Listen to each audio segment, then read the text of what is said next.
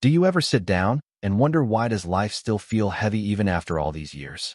You've raised families, worked hard, faced hardships, and made it through more than most people will ever understand. You've done your part, but still something feels off. Days pass, and maybe you feel a little more tired than you used to. Maybe your world feels smaller, or quieter, or lonelier. You're not imagining it, and it's not your fault. The truth is 97% of older adults are making 5 small mistakes without even realizing it. They're not dramatic mistakes. They're not loud. In fact, they often show up in the quietest moments when you're sitting alone, when you wake up without motivation, when you feel like you're just passing time instead of living it. These 5 mistakes slowly drain your energy, rob your peace of mind, and leave you feeling like you're stuck even when your heart still wants more out of life. But here's the good news. These mistakes can be fixed. And when you fix them, life begins to feel fuller again. Lighter, brighter, more alive. You've already lived through so much. You deserve to enjoy this next part of your life with strength, clarity, and calm. So let's walk through these 5 mistakes together one by one. You'll see what they are, how they sneak in, and how to gently push them out of your life. Let's begin. When you had a job or were raising a family, you had a reason to wake up every day. There were things to do, people to take care of, and a clear sense of purpose. Whether it was going to work, cooking meals, helping with school, or handling daily chores, your life had a steady rhythm. You knew what was expected of you, and that gave you direction. But then things started to slow down. You retired. The kids moved out. The house became quiet. And suddenly, no one was depending on you like before. There were fewer phone calls, fewer plans, fewer reasons to leave the house. At first, it may have felt like a break. But over time, it started to feel like something was missing. You might have found yourself wondering, who am I now? What am I supposed to do with my days? What is my role? These questions are common, but many people never speak them out loud. Instead, they just feel a little off, a little more tired, a little more restless. Some days feel long and empty, even if you are busy. You might go through the motions, but feel disconnected inside. It is not always sadness. Sometimes it is just numbness. Life loses its color when you no longer feel needed. This is what happens when your sense of identity fades. When we do not have a clear role or purpose, our energy fades too. We begin to feel like we are just passing time. But the truth is, you have not run out of purpose. You just have not created the new one yet. Your next chapter is waiting. It looks different than the ones before, but it can still be full of meaning. You can be a mentor to someone younger. You can share your story with people who need it. You can grow a garden, write your thoughts, teach what you know, or explore something you have never tried. You can also volunteer, join a local group, or take a class. Even small things like baking for neighbors or helping a friend can give your day new life. It is not about doing something big.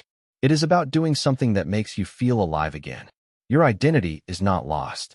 It is simply changing. And change is not something to fear. It is something to shape.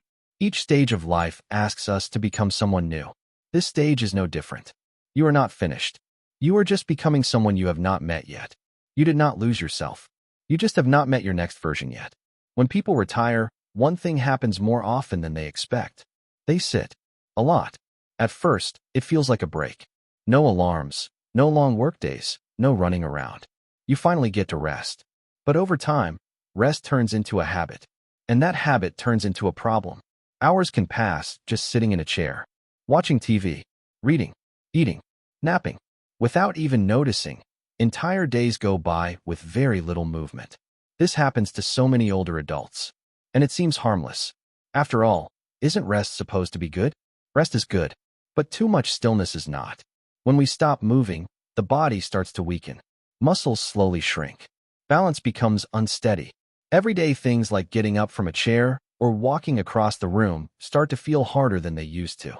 Not only that, but your blood sugar may rise more quickly. You might feel tired even after sleeping. Your brain may start to feel slower. You forget simple things, or you find it harder to focus. This is not just aging. A big part of this comes from lack of movement. The truth is, when the body stops moving, the whole system slows down. Muscles weaken, bones stiffen, energy drops. And with that comes a quiet loss of control. You might not notice it at first. Maybe it's a stumble here, a little soreness there, or a slower walk around the house. But soon, the fear creeps in. You start holding on to walls or skipping stairs. You say no to outings because you feel unsure. Little by little, the world starts to shrink. And that leads to even more sitting. But it does not have to be this way. You do not need to run or lift heavy weights. You do not need to join a gym or spend hours working out. You just need to move. That's all. Even 10 minutes a day can make a big difference. A few gentle stretches in the morning to wake up your body.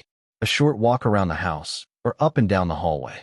Sitting in a chair and lifting your legs or reaching your arms up and down. You can even try slow, flowing movements like Tai Chi. They're easy on the joints and good for balance. What matters most is doing something every day, not just once a week, not just when you feel good, but regularly, like brushing your teeth. Make it part of your day, like a promise you make to your body. Because when you move your body, you remind it that it still matters. You tell it, I still need you. I still believe in you. And the body listens. You might not feel strong right away, but slowly, your steps get steadier. Your posture improves. Your breathing gets deeper. You feel more awake, more alive. It's not just about avoiding health problems. It's about keeping your freedom, being able to walk where you want. Stand tall. Reach for what you need. Go outside when the sun is shining. You don't need to train like an athlete. You don't even need to leave your house. But your body does need your attention. It needs your care. So start small. Start gentle. Just start. Because your body is still listening. You just have to speak to it every day. There are things in life that cut deep and stay with us for years. Arguments with family. Hurtful words that were never taken back. Relationships that ended badly. Opportunities we missed. Choices we wish we could undo. These memories don't always show on the outside, but they live quietly inside the heart. You might look calm on the surface, but underneath, there's a heaviness. Maybe someone wronged you and never apologized. Maybe you feel guilt for something you said or didn't say. Maybe there's a deep regret you've carried for decades. And no matter how much time passes, it still stings when you think about it. This kind of emotional weight is heavy. You may think you've tucked it away, but your body and mind still carry it. You feel it in your shoulders, in your tiredness, in the tightness in your chest. It shows up in quiet moments, when the house is still, when the memories come back, when the silence feels too loud. Bitterness and regret don't just sit in the heart. They affect your whole nervous system. They make you tense, tired, and closed off. They rob you of joy and peace. They cloud your thoughts and steal your energy. Holding on to pain doesn't protect you. It drains you. But there is another way. Forgiveness is not about letting someone off the hook. It's not about saying what happened was okay. It's not about pretending you were not hurt. Forgiveness is about setting yourself free. It's about saying, this no longer controls me. Even if the other person never says sorry. Even if they're no longer around. Forgiveness is something you do for yourself, not for them. Letting go gives you space to breathe. It gives your heart room to heal. It lets your mind rest. When you forgive, you stop carrying the past on your back every day. You create space for lightness, for hope, for better moments ahead. You might not know where to begin. That's okay. Healing does not have to be loud or public. Sometimes it starts in the quietest ways. You can write a letter to the person who hurt you. You don't have to send it. Just write what you truly feel. Get it all out. Your anger, your sadness, your confusion. Then read it back. Then destroy it, or keep it. The power is in expressing it.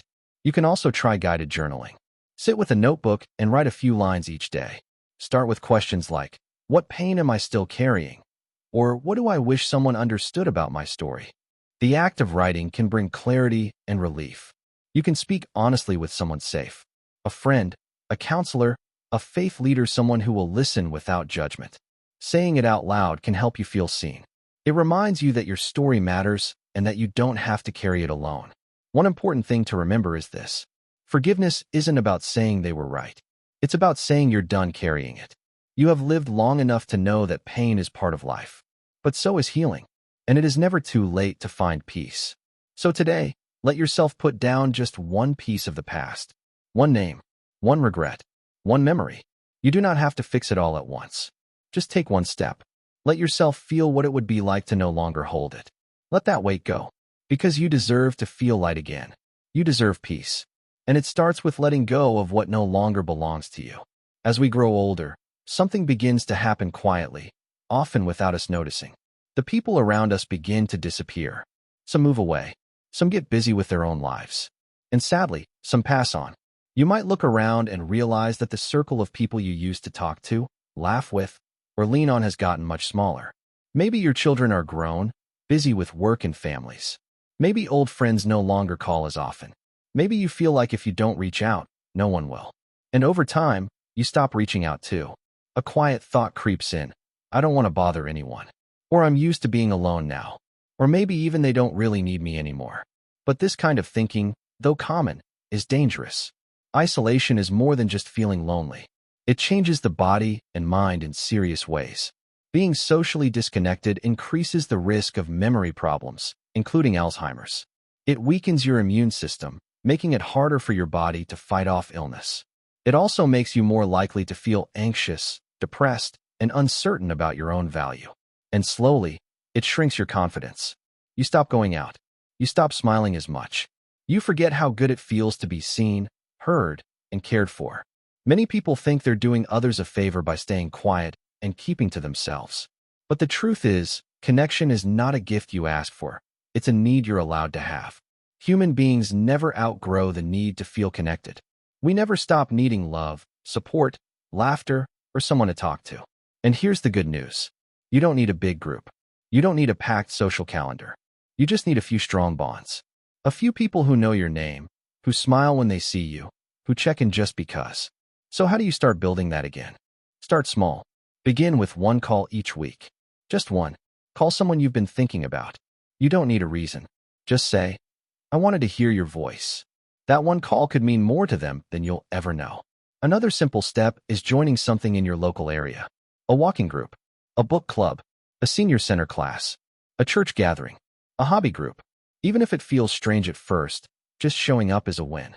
The more you show up, the easier it gets. You can also send a message, a short note, an old photo, a simple text. You don't need to expect anything back. You're not chasing attention. You're just opening the door. You'd be surprised how many people are waiting for someone else to make the first move. You might be the one who brings someone else back to life just by reaching out. And remember, connection doesn't have to be deep right away. You don't need to share your life story. Sometimes, sitting next to someone, sharing a cup of tea, or laughing over something small is enough to remind you that you're not alone. You've spent years giving love, support, and care to others. You deserve to receive the same. And you can. But you have to take the first small step. Don't let silence take over your life. Don't let pride or fear convince you that you're better off alone. Because you're not. You don't need many people. You just need a few strong bonds. And it's never too late to find them. Sometimes life starts to feel like a loop. You wake up, sit in the same chair, eat the same meals, watch the same TV shows, go to bed, and repeat it all the next day. It feels safe, predictable. But after a while, something inside begins to fade. Days blur together. Excitement disappears. And even though nothing is really wrong, something doesn't feel fully alive. This is more common than you think. Many older adults fall into this quiet routine. Not because they are lazy, but because no one taught them how important curiosity is, especially after retirement. You are not going to school. You are not working. The world expects you to settle down and slow down. But what no one tells you is that your brain needs newness. Your spirit needs something to look forward to. When you stop trying new things, your brain starts to shut down slowly. Its ability to adapt, change, and grow, which scientists call plasticity, gets weaker. And with less stimulation, your mood can drop. You might feel more tired, more bored, more disconnected from life. Not because of age, but because the spark is missing. But here's the truth. That spark is not gone. It is just sleeping. And you can wake it up. Trying something new does not have to mean big changes. You do not have to climb a mountain or travel the world. Small things can bring big shifts. Like trying a new recipe this week. Just picking something simple from a cookbook or a video and saying, I have never made this before. The act of trying wakes up your senses. Smell, taste, movement. You get to enjoy something different and maybe even feel proud that you did it. Or what if you started learning a language? Not to become fluent, just to have fun with it. Learn 5 words a day. Practice a few sentences. Let your brain stretch. Every new word is like a little light turning on in your mind. Music is another wonderful tool. If you ever played an instrument, pick it up again.